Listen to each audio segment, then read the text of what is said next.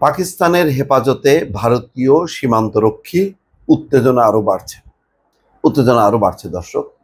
5 দিন ধরে গুলি বিনিময় হচ্ছে কাশ্মীর সীমান্তে, থামছে না। এর মধ্যে তুরস্কের প্রেসিডেন্ট এরদোয়ান সতর্ক করেছে, বলেছে পরিস্থিতি খারাপের দিকে চলে যেতে পারে।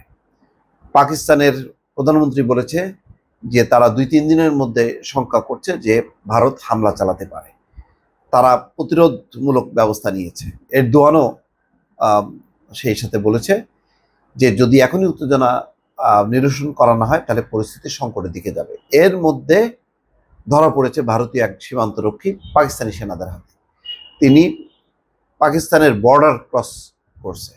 এটা বলা হচ্ছে অনিচ্ছাকৃতভাবে বর্ডার ক্রস করার আটক হয়েছে বিএসএফ এর এক সদস্য। ভারতীয় আধা সামরিক বাহিনী বর্ডার সিকিউরিটি ফোর্সের সদস্য পূর্ণম কুমার শকে পাকিস্তানের সীমান্তরক্ষী বাহিনী পাকিস্তান রেঞ্জার্স বুধবার আটক করে। ভারতীয় সংবাদ মাধ্যমে বলা হয়েছে পাঞ্জাবের সীমান্তে কৃষকদের ফসল তদারকি করতে গিয়ে তিনি অনিচ্ছাকৃত পাকিস্তানি সীমানায় চলে যান। আরে ভাই রে, বাংলাদেশের এরকম কতজন যে গুলি খেয়ে মরছে। এখন কি বলবে ভারত? এই ঘটনার আগের দিন কাশ্মীরের পাহেলগামে সন্ত্রাসী হামলায় 26 জন নিহত হয়। ভারত পাকিস্তানের বিরুদ্ধে জড়িত থাকার অভিযোগ এনেছে, সামরিক পদক্ষেপের হুমকি দিয়েছে। পাকিস্তান এই দাবি অস্বীকার করে পাল্টা ব্যবস্থা নেওয়ার কথা বলেছে।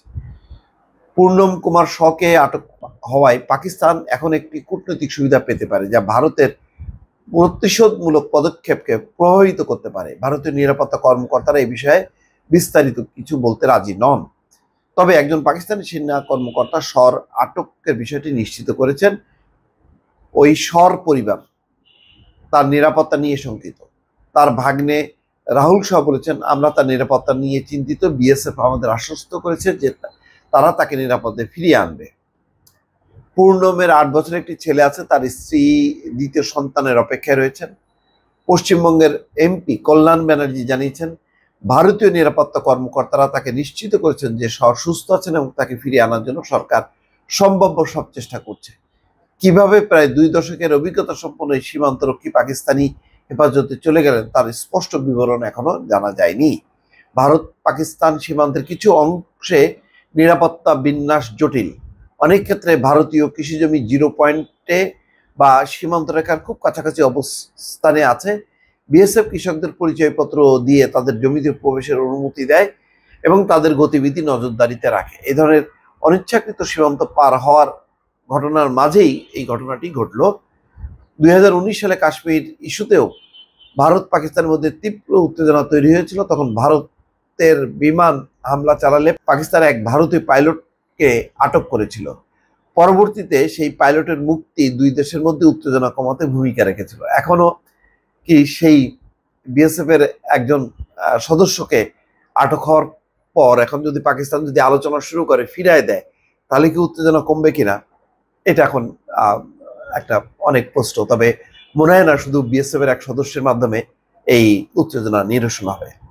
অবসরপ্রাপ্ত জেনারেল KJ সিং বলেছেন, সীমান্তরক্ষীদের অনিচ্ছাকৃতভাবে সীমান্ত পার হওয়া সাধারণ ঘটনা, তাই পাইলট আটকের মতো গুরুত্বপূর্ণ নয়। তবে তিনি আশা প্রকাশ করেন এই ঘটনায় 2 দেশের আলোচনা সাধারণের চেয়ে বেশি ফলপ্রসূ হতে পারে। দেখা যাক এখন কতখানি উত্তেজনা নিরসন হয়। দর্শক ভালো থাকবেন, আল্লাহ হাফেজ।